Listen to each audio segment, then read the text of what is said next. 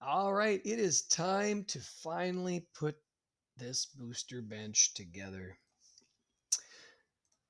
All three parts.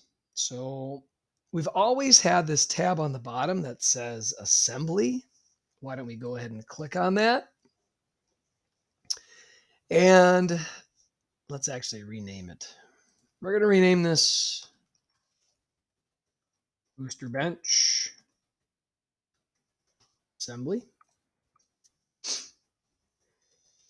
And we're going to go ahead and insert. Okay.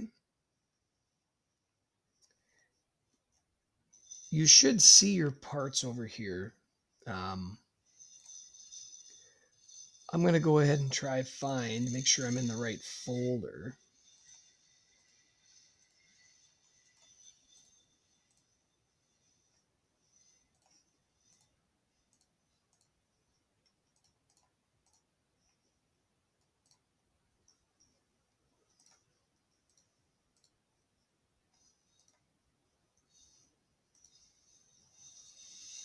Yeah, they're here. Perfect. Sorry for that. Let's go ahead and bring in the stretcher first. So what you're going to do is left click on the stretcher. It'll automatically bring it in here. You're going to go ahead and left click to enter that. And I'm going to hit the green check mark. Now, right now, this stretcher has 6 degrees of freedom. It moves in all directions. I want to pretty much freeze it or glue it into a specific spot. The easiest thing I think to do would be to take this origin and put it on one of these corners. So that's what I think that's what I'll do. These are all of the assembly constraints. So we've got fasten, revolute, slider, planer. Okay. If you want something to never move, we're going to use fasten mate. And I'm going to go ahead and I'm going to select that corner and that corner. There we go. Now, if something isn't in the right orientation, you could flip it. You can see how I'm flipping it around. Or I could flip it the other way. But it happens to be correct, so I'm going to hit the green check mark. And if I try to move this, I'll close out of that. If I try to move this, it does not move. It has lost all of its freedom. So we are ready to add other parts. We're going to go click on insert again to bring it apart. And if you need to rewind this and watch how I did that last part, feel free. I'm going to add a leg. I'm going to add a leg to, let's just do one. Okay. And let's see, we're going to go ahead and do fasten mate. Remember how these holes were just in the right spot?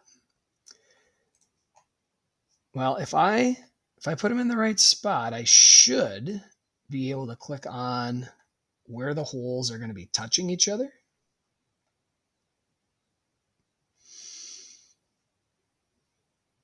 And you see how the stretcher is inside of the leg? There we go. I need that countersink to be on the outside. Okay. And you can rotate it around. But eventually you can see that fits in there perfectly. Now here's the true test. I'm going to see if those holes line up. Remember, there's 2 holes here, 2 holes there.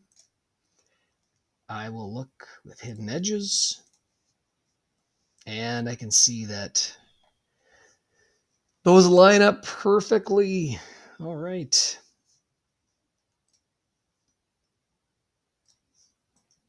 Let's go ahead and do the same thing on the other side. we're going to add another leg. So I'm going to insert a leg over here.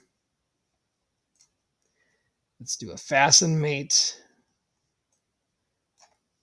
So I'll choose that. Want that to touch that. All right. Looks a little wonky, so I'm going to flip it and rotate it. There we go.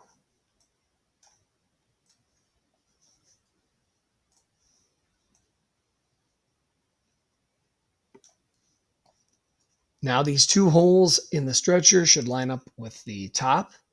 If I didn't have those holes to line up, it would get really tricky on how to assemble the top in the right spot.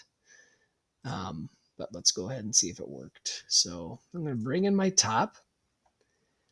It's also nice that, if I would have drawn this on a different work plane, it would come in sort of an odd orientation. So it does matter how you draw these parts.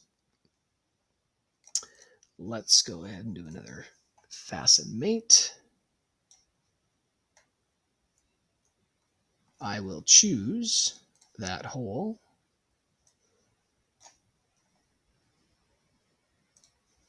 And there we go. Now I think it's sitting on there correctly.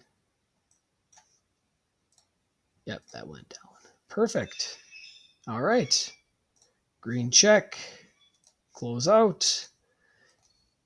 You can kind of click on things and see if they move. They do not in this case.